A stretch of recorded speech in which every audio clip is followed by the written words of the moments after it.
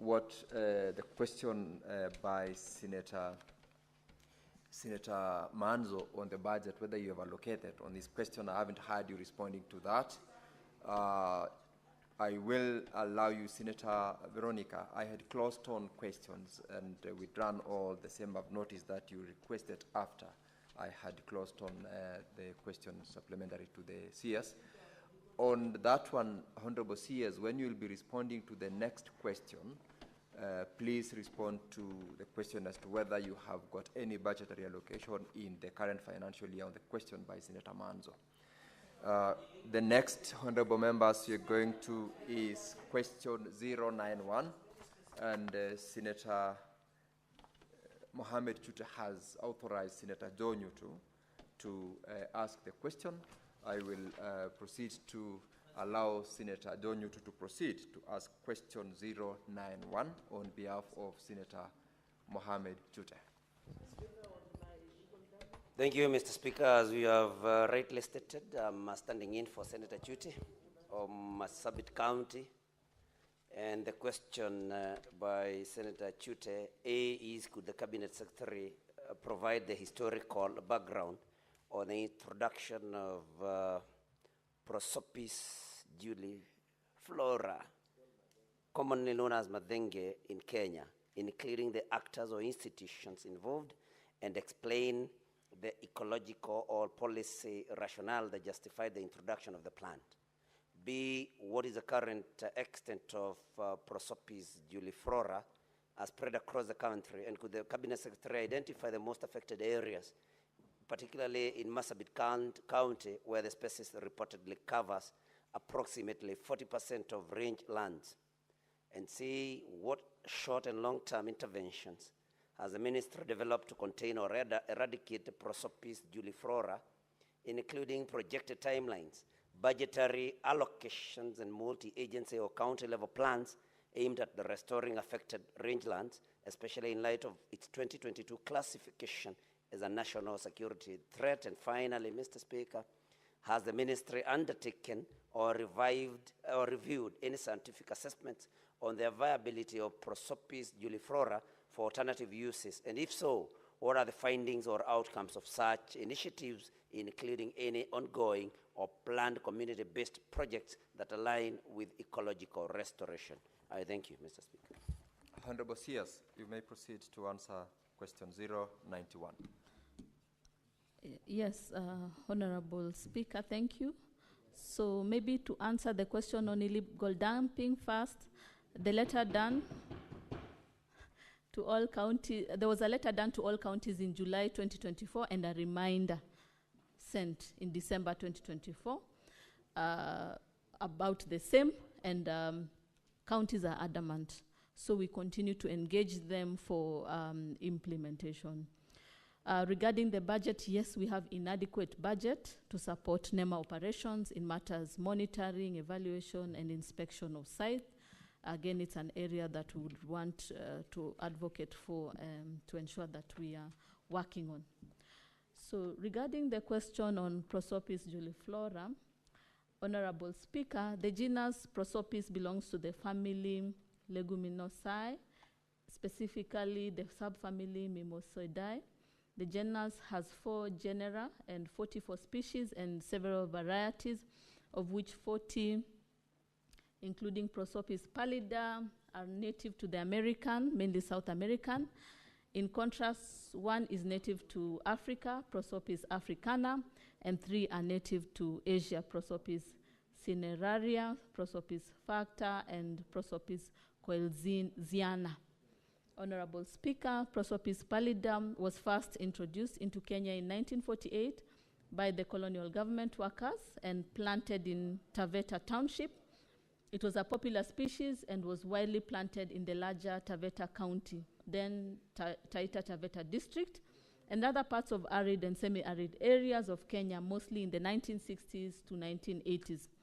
The species is non-invasive and exhibits good stem. Senate Majority Leader, Senator Nyutu, Senator Cherargei, order please. Allow the CS to be heard in silence. Good stem forms and other growth characteristics, but slower growth rate. There is no clear documentation regarding the introduction of Prosopis juliflora into the country. It is suspected that it could have been due to taxonomic confusion with Prosopis pallida and Prosopis juliflora. The fast growth of Prosopis juliflora and adaptability to dry conditions made it more popular to communities in most of the 1980s and 1990s, where it was widely introduced to many districts such as Turkana, Baringo, Isiolo, Marsabit, Garissa, Tana River, Taita Taveta, Kajiado, Kilifi, Mombasa, Wajir, and Mandera, among others.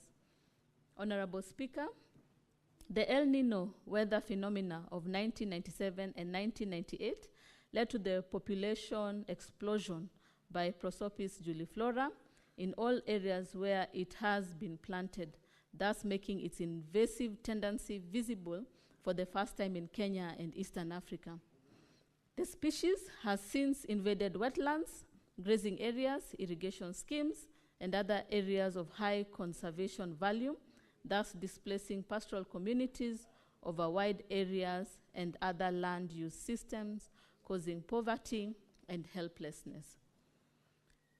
Regarding question B, to identify the most affected areas, Honorable Speaker, the most recent assessment of Prosopis juliflora cover is estimated at 1.12 million hectares in 22 counties. Turkana County is the largest, estimated at 361,000 hectares, while Marsabit has a Prosopis cover of 142,000 hectares. The most affected areas of Marsabit County are Loglogo, Moyale, Loyangalani, Maikona, Kor, North Hor, Malabot, Martidorop, and South Hor, among others. This is Annexed 1. So, regarding the short and long-term interventions, Honorable Speaker, the ministry began responding to Prosopis challenge by jointly undertaking baseline studies between 2000 and 2002 to determine the status and the impact of the species in Kenya. A major output of the study was the first national workshop on integrated management and control of Prosopis species 2003 that led to the formation of the first national Prosopis task force in 2004, which was later transformed into a steering committee for the first pilot project on integrated management and control of Prosopis in Kenya. Baringo was used as a pilot site between 2005 and 2008. Members were drawn from key government ministries, environment, agriculture, livestock, education, including universities, lands, and international agencies such as WWF, CABI, ICRAF, UNEP, UNDP, and FAO, and several NGOs and CBOs.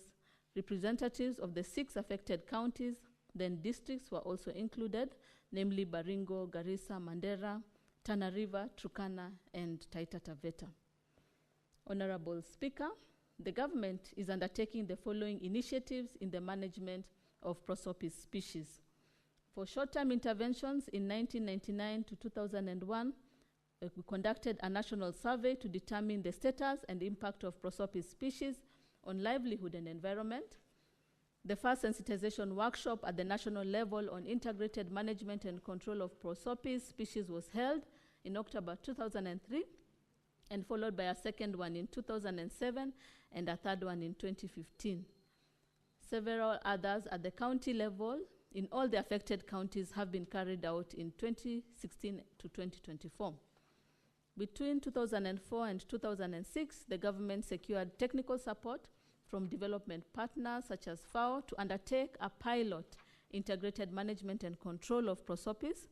Activities included mechanical control through thinning and pruning, killing stumps, producing various products, and biological control. Expanded Prosopis management skills from Baringo to other affected counties, starting with the most impacted such as Turkana, Garissa, and Tana River. And in 2009, piloted the production and marketing of Prosopis charcoal in Garissa, Tana River, and Baringo counties, leading to the formation of Charcoal Producer Association. Again, The activities included facilitation of the formation of charcoal producer association in affected counties to support sustainable production and trade in prosopis charcoal. Existing associations include Tana River, Baringo, Garissa, Kajiado, among others, annexed to. Strengthened community capacity to manage prosopis spread through training, field days, exposure visits, and the establishment of East Africa Center of Excellence in prosopis research in Marigat. And developed value chains on prosopis utilization in sawn timber, animal feeds, and human foods, biomass, energy, construction poles, charcoal, biocar, briquettes, wood, carvings, and honey production, among others. Charcoal production is the most popular value chain, which is estimated with an estimated annual value of 54 billion. In financial year 2024 to 2025, a draft prosopis strategy was developed through a series of workshops and meetings involving the larger stakeholders, including the Ministry of Finance, Ministry of Energy, Ministry of Devolution, Office of the Attorney General, and the Ministry of Interior. And it is now in the process of being finalized by end of financial year 25-26 by the Ministry of Environment, Climate Change and Forestry in 2025. The list of activities have been annexed 3.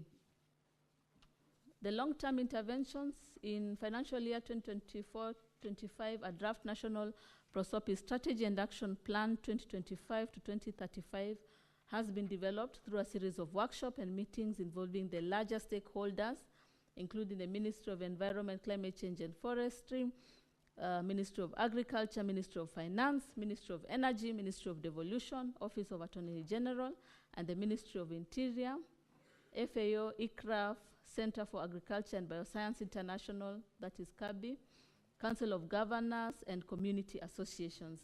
It is now in the process of being finalized by end of financial year 25-26 by the Ministry of Environment, Climate Change and Forestry in 2025. Honorable Speaker, the Ministry has also facilitated the interim piloting of the National Prosopis Strategy through the development of the County Prosopis Spatial Management Plans in Baringo, Isiolo, Marsabit, and Tana River counties. The County Prosopis Management Plan aims at confining the invasion from further spreading while clearing invasion around key community assets that are endangered by the invasions. These include grazing areas, irrigation schemes, roads, livestock, watering points, and areas of high conservation values. The cleared areas are restored using pasture seeds or grass, cropping where irrigation is possible, and growing multipurpose trees to prevent reinvasion of prosopis. The county prosopis management plans for other affected counties such as Turkana, Samburu, Garissa, Kilifi, Kajiado, Taita Taveta, Wajir, Mandera, among others, will be developed as soon as the National Prosopis Strategy is formally launched. Regarding alternative uses, Honorable Speaker, yes, the Ministry reviewed the scientific assessment on the viability of Prosopis juliflora for alternative uses, and the findings demonstrate a significant value in various areas. They include fuel wood, where prosopis wood is an excellent source of firewood, offering a readily available energy option. Charcoal, where prosopis charcoal has a high calorific value, ranging from 7.7 to 7.8 kilocalories, making it an efficient fuel source. The charcoal can also be processed into briquettes, providing a cleaner and more sustainable energy alternative. For commercial energy, the wood can be chipped and used for industrial steam, for electric power generation, and other heating needs. With the right technology, the species has potential for commercial exploitation for power generation. A prosopis-based power generation plant using gasification technology was established in Baringo County in 2015, but failed at the piloting stage due to the impurity of the gas produced, that is methane. The investor overlooked the technical guidance required to remove impurities associated with high levels of tannins and other chemicals in prosopis biomass. Briquettes and biocam, these two products can be produced from two processes as a byproduct of charcoal and commercial energy production, and from carbonizing the small diameter trees, twigs and branches, where prosopis is being eradicated by mechanical means.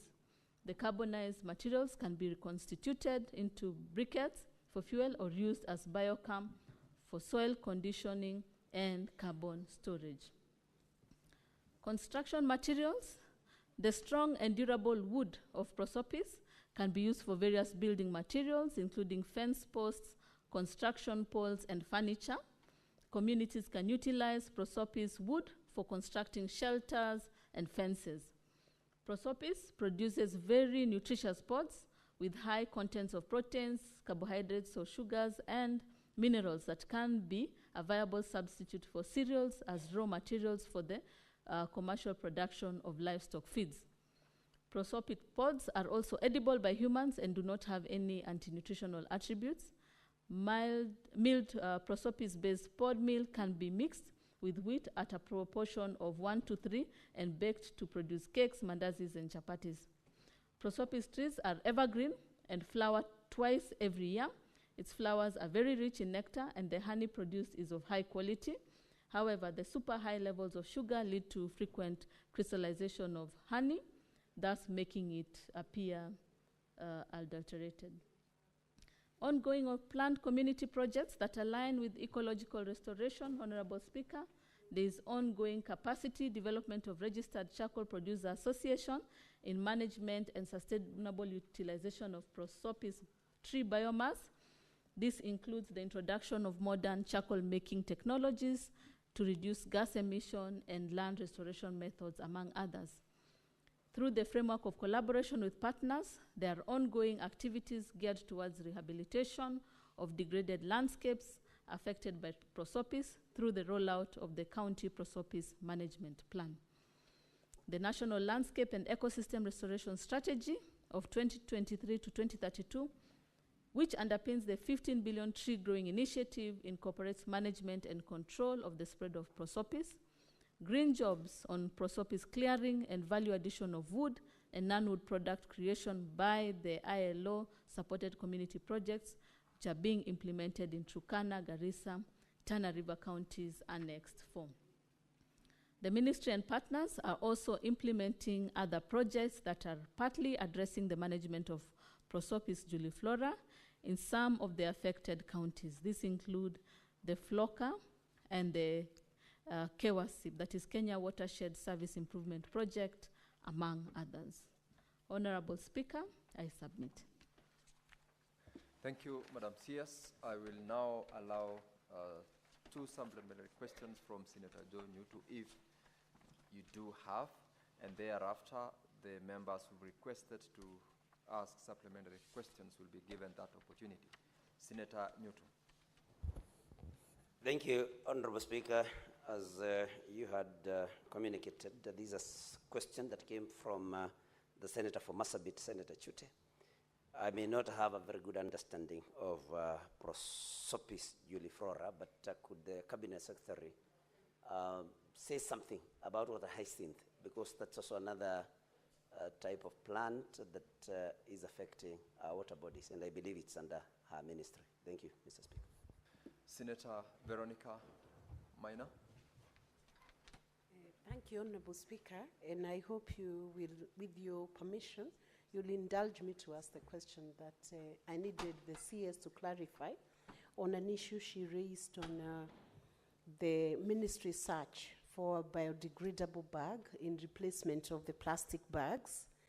And I wanted to know, because a very crucial question, whether the ministry has considered the alternative of encouraging and promoting the use of weaved baskets, weaved bags as an alternative for the plastic bags, even as you search for the biodegradable option of the biodegradable bags, so that the ministry can enhance an approach that then helps in creative industry and creates jobs in the course of searching for those bags, which then will go to the cottage industries, as opposed to concentrating with use of biodegradable bags, which may be produced by only one big factory.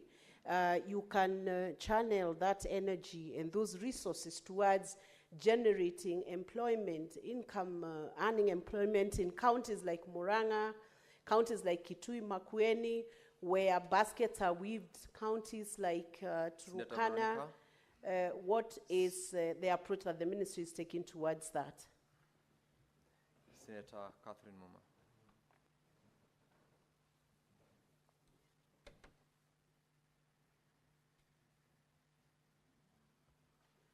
Thank you, Honorable Speaker. Honorable Speaker, I'll request you indulge me to ask 2 questions since the supplementary questions did not come. Honorable CS, your answer is confusing to Kenyans. On the one hand, you say that there is a strategy on management and control of prosopis, juliflora, the Madenge plant, and then on the other hand, you've given a litany of the value of this plant, suggesting it is a good plant. CS, this plant, since introduction, I didn't hear you say the mess that it has caused in terms of the health of humans.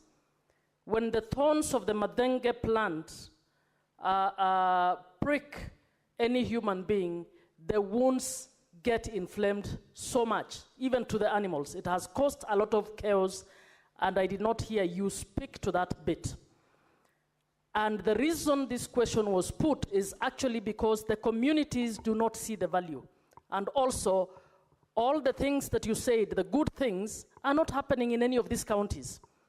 All that production is not happening in any of these counties. Madam CS, from 1999, it is 26 years since the environmental impact assessment was done, during Moi's time. I would have wanted to hear why the report of that environmental impact assessment is not being implemented 26 years later. And if you are doing something about it, I would have wanted to hear that in our time plan, we are intending to clear the Madenge plant by this time, following the following program. I have not heard that. Kenyans from those counties will not be clear on what exactly you're doing to actually manage, control, or eliminate the Madenge plant, which is causing chaos in those counties. Can you give a real timeline-related answer on what you are actually doing to ensure that the Madenge plant is moved away? Senator Manzo. Mr. Speaker, I want to ask the CS whether the Madenge tree is a scientifically manufactured tree, and if so, what are they going to do to eliminate it? Luckily, I've not seen it in Makueni, but I know when animals eat it, Mr. Speaker, they lose their teeth. So is this scientifically manufactured, or is it a natural tree, and what are they going to do to eliminate it?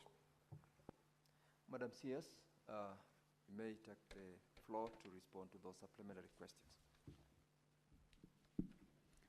Thank you, Honorable Speaker and Honorable Members.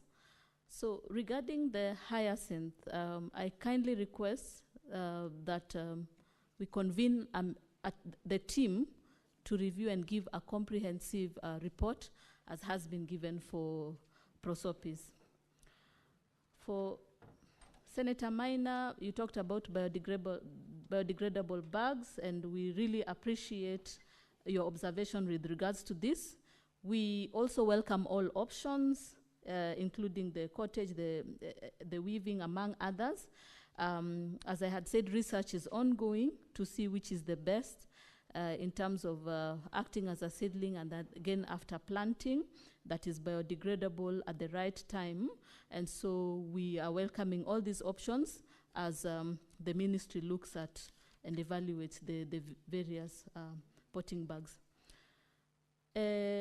Senator Muma, yes, for prosopis, first of all, it's important to note that it was introduced to address desertification.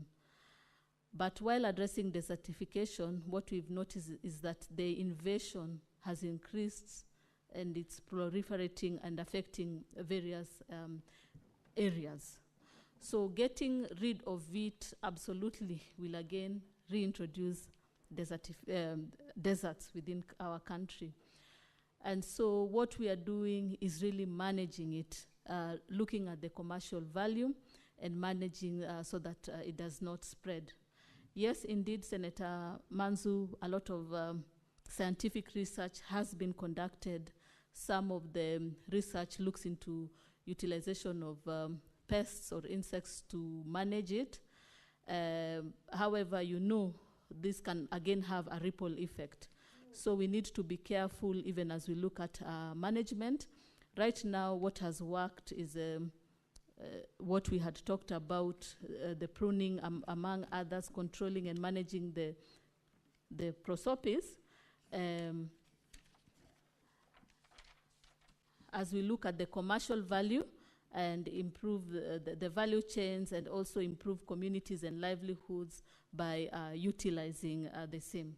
So again, we are looking at reviewing other scientific interventions which can be contextualized to our setting without affecting the environment.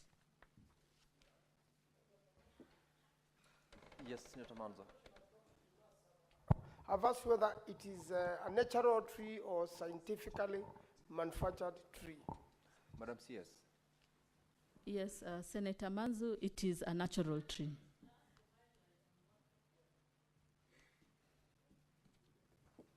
You've heard the CS responded as to the question by Senator Manzo.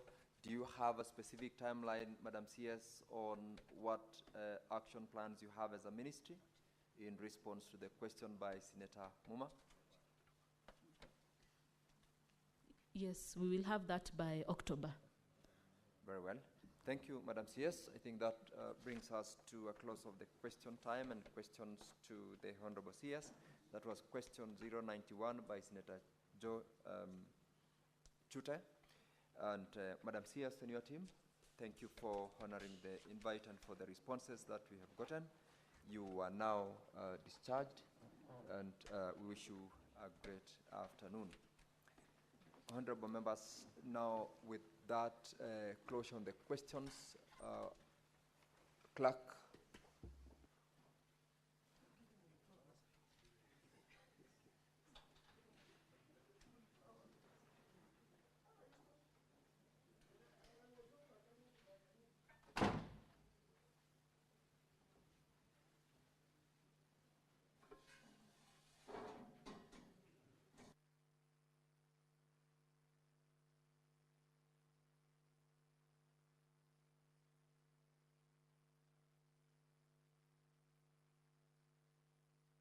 Senator Veronica Mena, could you approach the chair?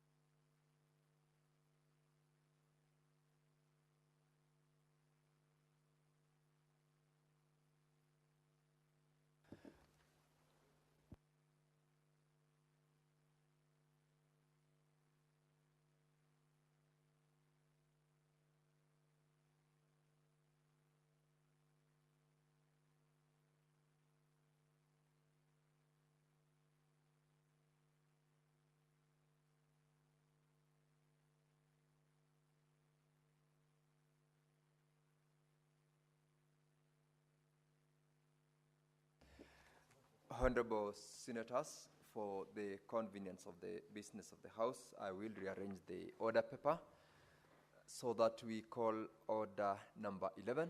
Clerk, please call out order number 11.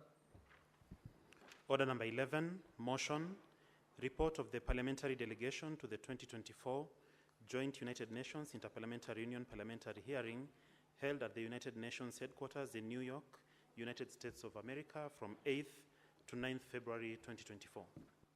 Senator Veronica Maina.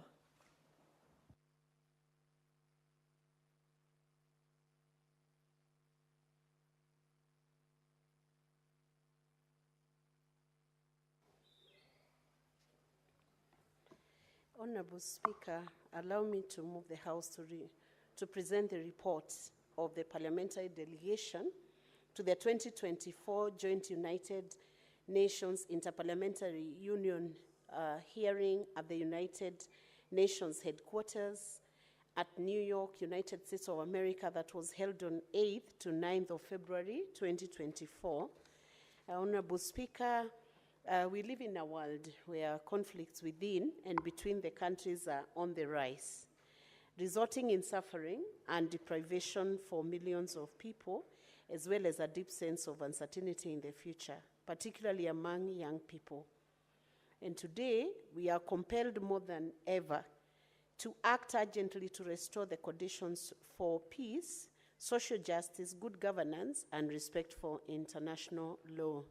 And this situation must be the one that drove the gathering that joined the Joint United Nations and the Interparliamentary Union IPU 2024 parliamentary hearing that was held under the theme Putting an End to Conflicts, Prescriptions for a Peaceful Future at the United Nations UN headquarters in New York on 8th and 9th of February 2024. And the hearing, Honorable Speaker, called IPU member parliaments to acquaint themselves with one of the priorities for the current presidency of the UN General Assembly, peace, as well as the IPU priority focus in 2024 on international peace and security. The Kenyan delegation to this meeting comprised of the following: myself, Senator Veronica Maina, Member of Parliament and Leader of Delegation, Honorable John Makali, Member of Parliament, and Honorable Anne Muratha, Member of Parliament from the National Assembly. The hearing sought to bring parliamentarians up to speed with one of the key components of the Pact for the Future, the expected outcome document of September 2024 UN Summit of the Future. This hearing was inspired by the resolution rethinking and reframing the approach to peace processes with a view to fostering lasting peace, adopted by the 144th IPU Assembly in March 2022, as well as the follow-up to the United Nations, our Common Agenda report, including one of the UN Secretary General's policy briefs on the proposal for the new agenda for peace. The hearing was an opportunity for parliamentarians to take stock of what ails the world today and the respective nations, and to commit to actionable solutions for the international community and national actors, and to bring to light some of the recommendations that were developed within this conference, parliaments to develop or domesticate international treaties, standards to guide the responsible use of artificial intelligence and other emerging technologies in military and security contexts. This should include measures for transparency, accountability, and protection of civilians. Parliamentarians also to advocate that a significant portion of climate finance reaches the most vulnerable countries and communities, while integrating climate security into international peace and security agenda to address the root causes of climate-related conflicts, and also parliamentarians to advocate for their countries to establish concrete measures such as reserved seats and transparent selection criteria to ensure the meaningful participation of women and youth in peace negotiations, and additionally to support civil society organizations, particularly those advocating for women and youth rights with adequate funds and resources, and also to encourage parliaments to leverage their diplomatic channels to build trust and facilitate dialogue in conflict regions, foster regular engagement with international parliamentary organizations, and support initiatives that promote peace and conflict resolution, and also to advocate for the adoption and implementation of the proposal outlined in the new Agenda for Peace at the 2024 Summit of the Future, focus on reforming global governance structures, particularly the UN Security Council, to make them more representative and effective in addressing contemporary security challenges, and also to urge the inclusion of parliaments as key institutions under the transforming global governance chapter of the Pact for the Future. And Parliament should actively engage their missions to the UN to ensure this inclusion as part of their negotiation, emphasizing the critical role they play in addressing contemporary global challenges. Honorable Speaker, on behalf of the delegation that attended to this important activity, I wish to take this opportunity to thank you for the support of ensuring that Kenya was duly and very ably represented at this meeting. Honorable Speaker, Article 7 of the IPU statutes mandates members of the IPU to submit the resolutions of the IPU within their respective parliament in the most appropriate form to communicate them to the government, to stimulate their implementation, and to inform the IPU Secretariat as often and fully as possible, particularly in its annual reports of the steps taken and results obtained. Now, in accordance with Article 7 of the Statutes of the IPU, it's my pleasure and very humble duty to submit this report highlighting the full discussions of the joint United Nations, UN, and the Interparliamentary Union IPU 2024 parliamentary hearing to Parliament for noting and for taking the necessary action. Let me also take this opportunity, Honorable Speaker, to commend the then Ambassador Kiboino, who received the Kenyan delegation very well, and he was at advanced stages of negotiating the country's position on the new agenda for peace, and to say that he welcomed the delegation very well and was able to brief and support the delegation throughout the process that we had, Honorable Speaker.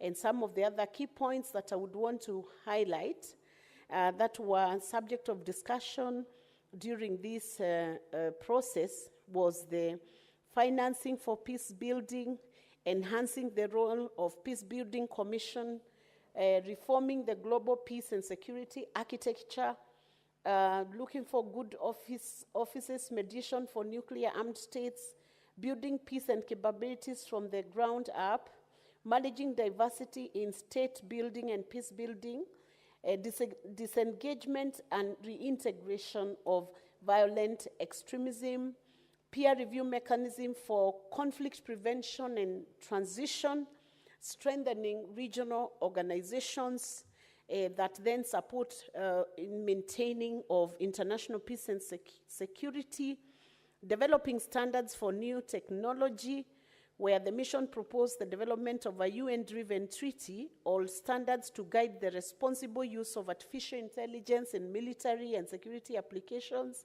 and this would ensure transparency, accountability, and protection of civilian, effective implementation of disarmament instruments. The mission urged the implementation of existing disarmament treaties and obligations to achieve the total elimination of nuclear weapons. He called on nuclear weapon states to adopt new security doctrines devoid of nuclear weapons and calibrated application of sanctions, which was a call for smart, objective, targeted, and context-specific sanctions that avoid unintended socioeconomic and humanitarian consequences, and also emphasizing on the need for review to ensure effectiveness of sanctions and minimize adverse impact. Honorable Speaker, to consider the future of peace and security. The good intentions of implementing such a report are very critical for Parliament, and it's my very humble duty and pleasure, Honourable Speaker, to present this report, submit it. It will be available for the members for its full content and application of the full text. I thank you, Honourable Speaker. Senator Veronica, just And so I move the and, report. request. Thank you. Senator Chimera. Thank you, Honorable Speaker. Mr. Speaker, as I rise to second the motion by Senator Veronica Maina, let me first begin by appreciating and commending the delegation that attended this particular high-level IPU meeting. Mr. Speaker, personally, I am also a member of IPU, and we recently just came from, if my mind served me right, Uzbekistan in Tashkent, for a high-level discussion, Mr. Speaker, on parliamentary action to social development and justice, Mr. Speaker. Mr. Speaker, if you notice the conversations that IPU undertakes, Mr. Speaker, these are fairly high-level conversations. They are thematic areas that as leaders, as politicians, as individuals, we are not able to individually legislate upon. And it's incumbent that when we attend this session, Mr. Speaker, it's not just for the idea of traveling out of the country, Mr. Speaker, but to go discuss and get much more detailed information on very many other areas in terms of the topical agenda and setting global peace and security as part of our agenda in the country, Mr. Speaker. Let me really applaud the delegation from Kenya for a job well done. And I know the report has serious contents. I want to take this chance to appeal to my colleague senators to take a minute and read that particular report. It is very informative. The discussions that go on in IPU, Mr. Speaker, mind-blogging and set the stage towards legislating on matters that have a global effect and the agenda on our people. For those many remarks, Mr. Speaker, I beg to second, Mr. Speaker.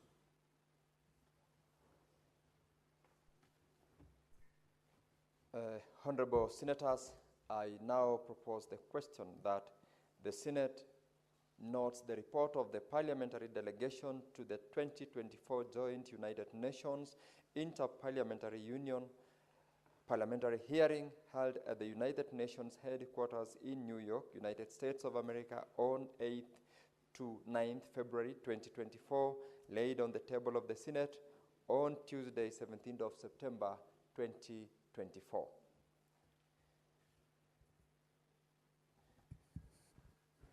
No, honorable members, there seems to be no one seeking to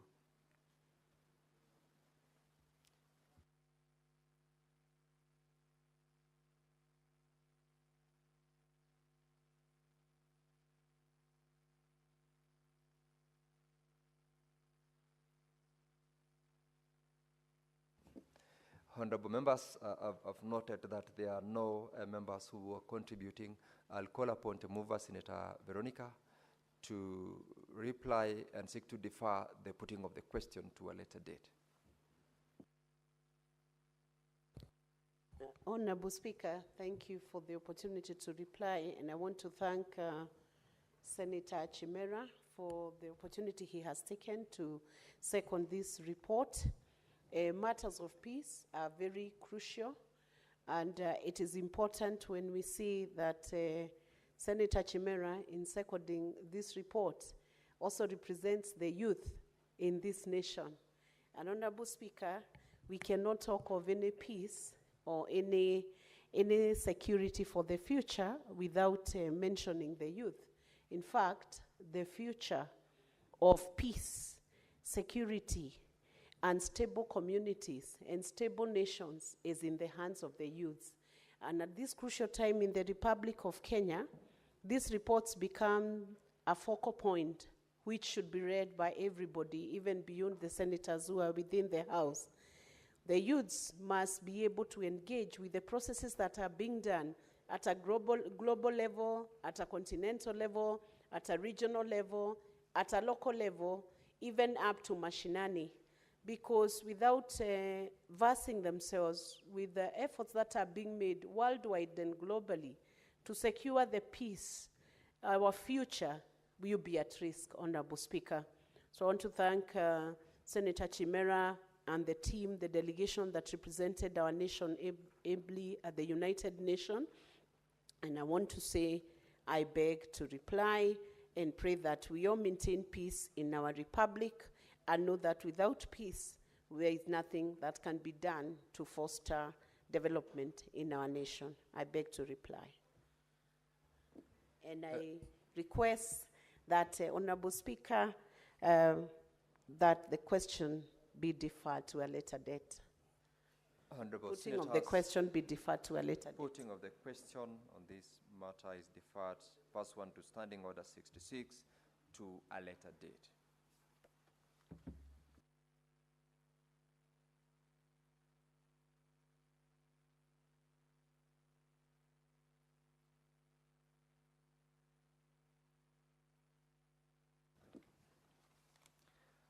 Honorable Senators, order number 8, Senator Mandago, who is the chairperson of Health. This is report on the Standing Committee on Health.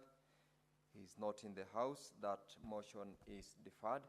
Order number 9, similarly, the chairperson Standing Committee on Health is also absent. That motion is deferred. Order number 10, the chairperson Liaison Committee is also absent. That motion is deferred. Order number 12, the chairperson Parliamentarians Dialogue at the Parliamentary Climate Caucus is also absent. That motion is deferred. Order number 13, Senator Catherine Muma is not present in the House. That motion is equally deferred. And lastly, order number 14, motion on the 7th Commonwealth Parliamentary Association, Senator Jackson Mandago, who was the mover, is also absent. That order is equally deferred. We now may rise. Now, Honorable Senators, there being no other business on the order paper, the Senate stands adjourned until later today, Wednesday, 23rd of July, 2025, at 2:30 p.m.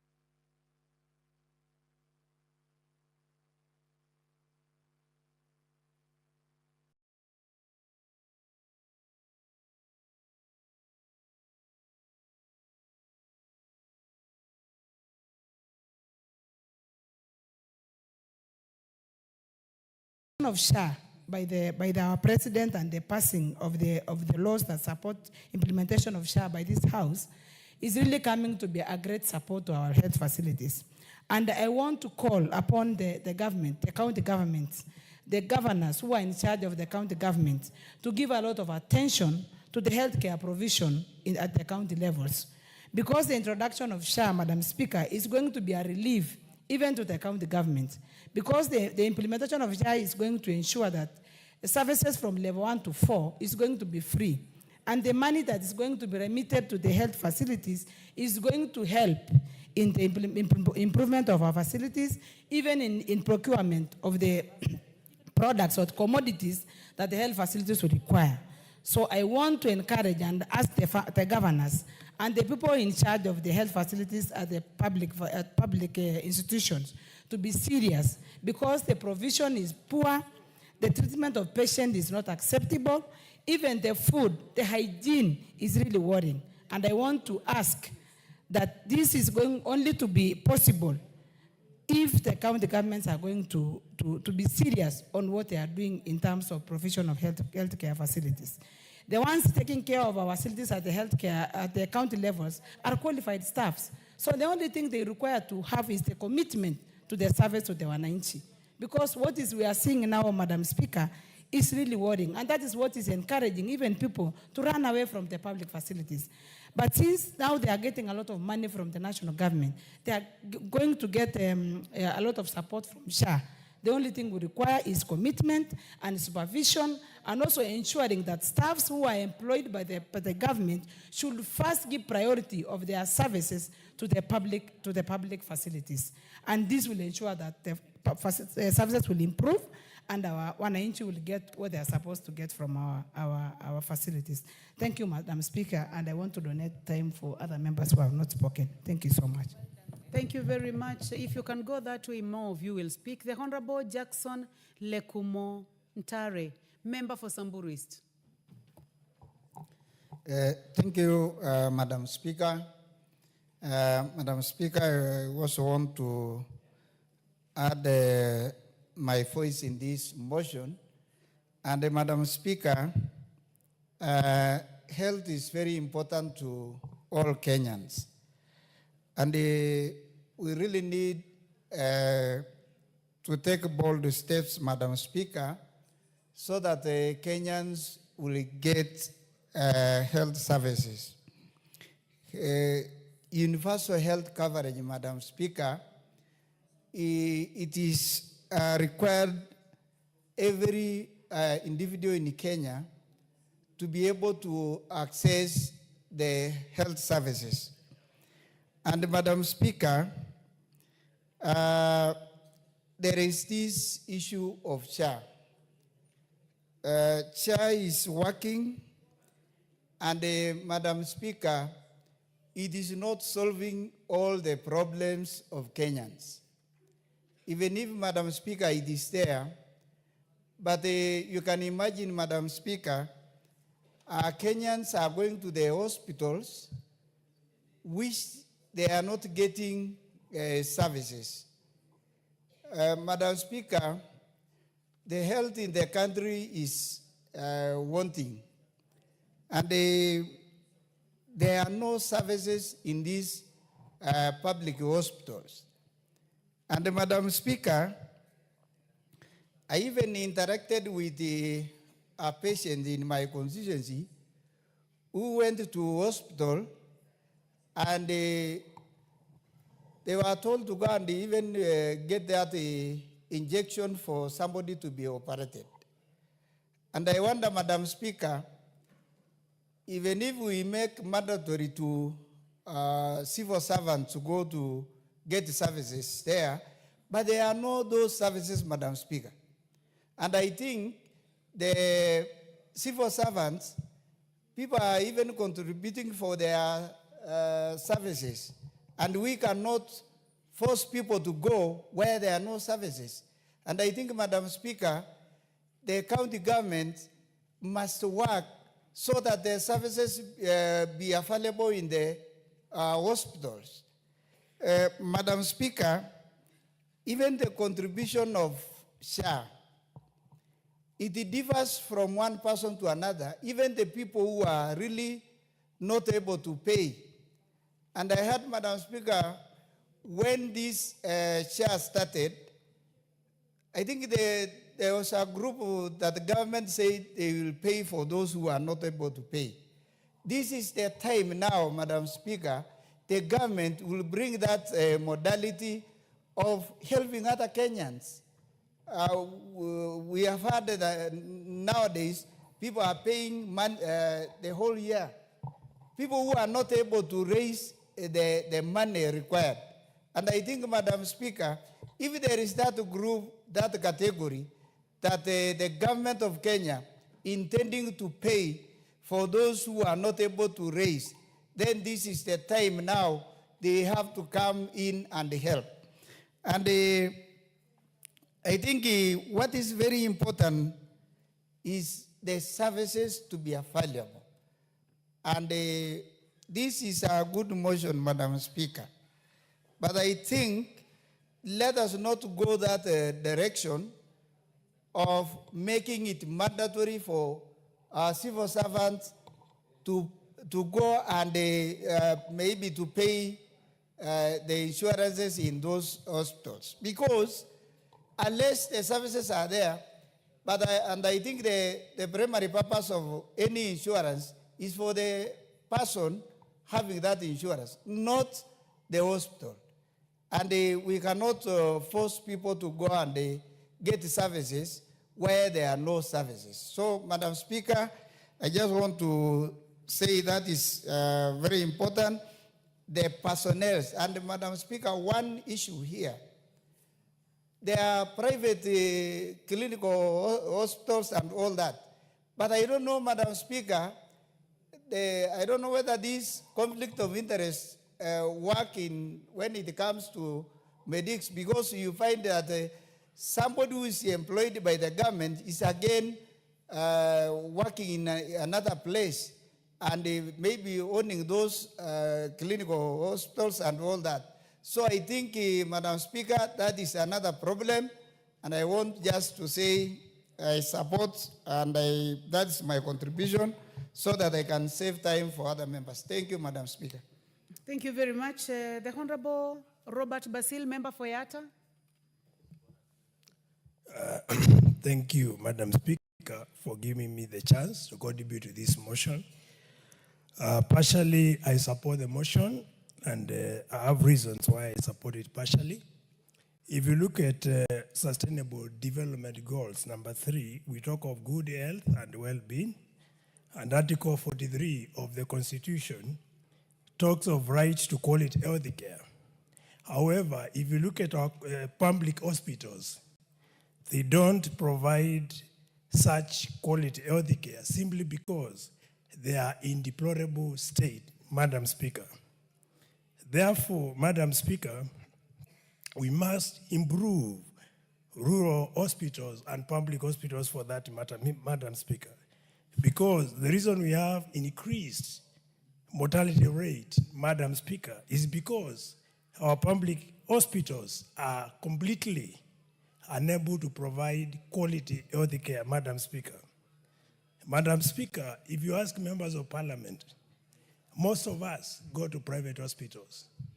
Why do we go to private hospitals? It's because private hospitals have all essential ingredients, the infrastructure required to support quality health care, which is lacking in public hospitals, Madam Speaker. Therefore, in a nutshell, we must allocate adequate resources. I have a point of order. Order, Honorable Basil, I'll come back to you. What is out of order, Honorable Sabina Chege? Madam Speaker, I just wanted to ask whether it's in order for the Honorable Member to mislead the House that the private facilities have everything that we need. I'll urge the Honorable Member, after this session, take a drive, go to Kenyatta University Teaching and Referral Facility. Are you informing him? I am informing him. So I would like to ask him whether he would like to be informed. Do you like to be informed? Yes, she can inform me. I'm listening. You can make it quick, Honorable Very Sabina. quick, because that is the notion that is out there, that our public facilities don't have what it takes. I would urge you, and even any other member, even when you're doing your medical checkup annually, visit the Kenyatta University Teaching and Referral. We do not have such a facility in Kenya or East Africa. So we have the best, and we can even make the others the best. We can't say we will not go to public hospitals because they are in deplorable positions. We have the chance now to improve our public facilities. I thank you for agreeing to be informed. Madam Speaker, I appreciate the information coming from Honorable Sabina Chege, but I want to tell her that Kenyatta National Referral Hospital, in theory, is a public hospital, but in practice, is very expensive, Madam Speaker. I've had bodies in that hospital who have been detained for more than 3 months because the bereaved family are unable to raise the exorbitant fees that are charged there. We have had a chance, or I've had patients from my constituency who have been unable to be cleared from that hospital because of huge medical bills. So the fees charged by Kenyatta National Referral Hospitals are equivalent to what is being charged in private hospitals. That's why I'm saying the public hospital you are talking about, these are the rural dispensaries, these are the hospitals like Kenyatta National Hospitals, where a majority of the poor are going to, and which are affordable. But unfortunately, they lack the basic infrastructure to support quality health care, Madam Speaker. Therefore, what I was saying, one, it was a mistake to devolve health, Madam Speaker. We should consider taking health back to national hospitals. Madam Speaker, it's also important to understand that the remuneration given to staff in public hospitals is waning. And that is why the staff who are supposed to serve our people in public hospitals are demoralized, Madam Speaker. We have seen them demonstrating, coming to Parliament, seeking for better pay, Madam Speaker. So it's important to underscore that. Otherwise, the motion becomes more of a theory or more of an hypothesis as opposed to being a practical motion that can apply in our country, Madam Speaker. So allow me to submit so that I can now allow other members to contribute. Thank you very much, Member for Yatta. The Honorable Kasim Tandaza, Member for Matuga. Asante sana Mheshimiwa Speaker kwa kupata fursa hii. Kwanza nianze kukubali kwamba hii ndio itakuwa dawa ya kusuluhisha matatizo ya hospitali ya umma. Kwa sababu kuna msemo ambao unasema kiatu usichokivaa huwezi kujua kinakufinya wapi. Kitanda usichokilalia huwezi kujua kama kina kunguni ama hakina. Sisi tulioko hapa kama wabunge tunazungumzia kwamba tungetaka wananchi wale wa kawaida wapate huduma bora katika hospitali. Lakini kama sisi wenyewe hatuendi kule, tukaona vile hali ilivyo, basi moja kwa moja hata yale tunayoyazungumza kwamba tungetaka tuwe na fedha tuzipeleke haitakuwa. Ikiwa magavana wetu ikifika wakati wa kuumwa wanaenda Ulaya, na wao ndio ambao wana fedha za hospitali, wao ndio ambao wanatakana waweze kuweka vifaa katika hospitali, basi moja kwa moja fursa hii ya kuwa hospitali zetu zitakuwa bora ndio sisi tuende haitawezekana. Ni sisi tuende ndio tuweze kuziboresha, na nafikiri hiyo ndio maana ya huu mswada, kwamba ili hospitali za umma ziweze kuboreshwa, basi wafanyaji kazi wote wa serikali pamoja na wabunge pamoja na maofisa wengine, hata rais aweze kuhudumiwa katika hospitali hizi, na ndio hapo zitaweza kuboreshwa. Ningetaka kumalizia na swala la ugatuzi kwa upande wa afya. Hili ni jambo ambalo litokee na limesaidia kiasi kikubwa. Nitakuwa mfupi nikisema kwamba katika kaunti ya Kwale ile ninayotoka mimi, kwa miaka 60 ya uhuru wa nchi hii hatukuwa na mahali hata pa upasuaji, lakini kwa sababu ya ugatuzi sasa tuna hospitali takriban 4 ambazo zinatoa huduma ya ugatuzi. Hatukuwa na mahali kwa chumba kile ambacho kinaitwa ICU cha wagonjwa mahututi. Kwa hivi sasa tuko navyo. Kwa hivyo yule anayezungumza kwamba inahitajikana iregeshwe katika serikali kuu, nafikiri yeye labda anaishi kwa ulimwengu mwingine ama hajatembea katika zile counties ambazo zilikuwa zimeachwa pale mbeleni. Lakini mfumo huu unasaidia, na sitakuwa nimefanyia uhaki ikiwa sitaweza kuchukua fursa hii kupeana kongole kwa rais wetu kwa kuleta huu mfumo upya wa SHA ambao unaweza kutoa pesa nyingi, isipokuwa matumizi yake ndio yanakuwa ni mtihani, na suluhisho yake ni sisi kuweza kuenda katika hivi vituo na kuangalia na kukabiliana na yale mapungufu yaliyoko pale.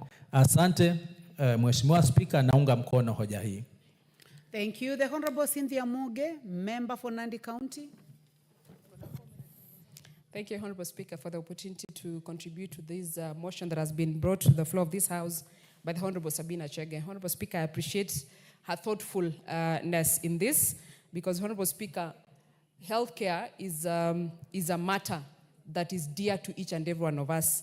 And, Honorable Speaker, I must say that I appreciate the boldness in Honorable Sabina, because she has been able to aptly point the fingers at the right place. She has been able to state and mention the public servants, whom I'm included, Honorable Speaker.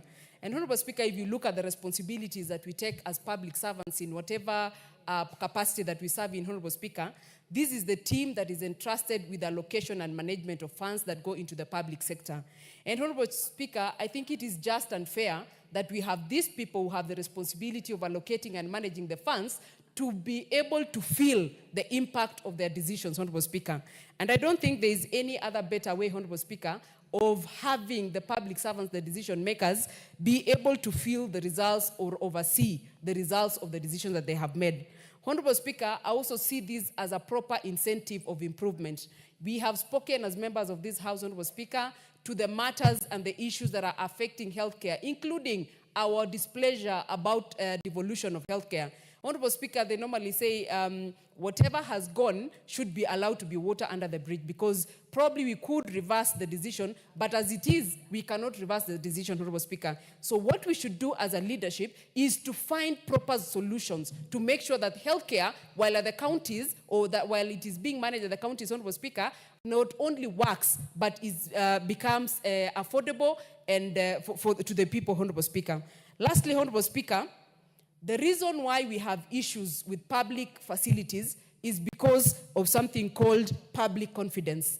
The public, Honorable Speaker, has lost confidence in public facilities. One of the contributing factors of the public losing confidence in those public facilities, Honorable Speaker, is because most of the time, us, the decision makers, do not partake of those public facilities or do not use them, Honorable Speaker. And I want to support this motion.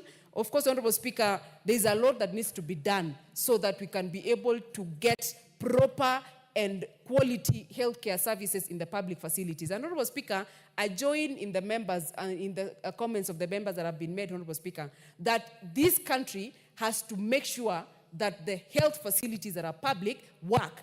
That way, Honorable Speaker, we can then be able to make healthcare affordable. And I want to appreciate the coming in of SHA, so that in this SHA, Honorable Speaker, we can finally have the facility improvement fund working, and we can finally have the facilities down there that are called rural, Honorable Speaker, be able to have their money, be able to manage their issues, and be able to serve the people better. So, Honorable Speaker, I support this particular motion, and it must be noted, Honorable Speaker, that this is not, does not have an objective of exposing anyone to suffering, but it is a proper wake-up call to the leadership and to the servants in this country, Honorable Speaker, that healthcare must be accessible and must be affordable and must be up to proper standard so that the people of Kenya can be healthy. And a healthy nation, Honorable Speaker, will be a healthy nation going to the future. I support, Honorable Speaker. Thank you for the opportunity. Thank you. The Honorable Janet Citiene, member for Turbo.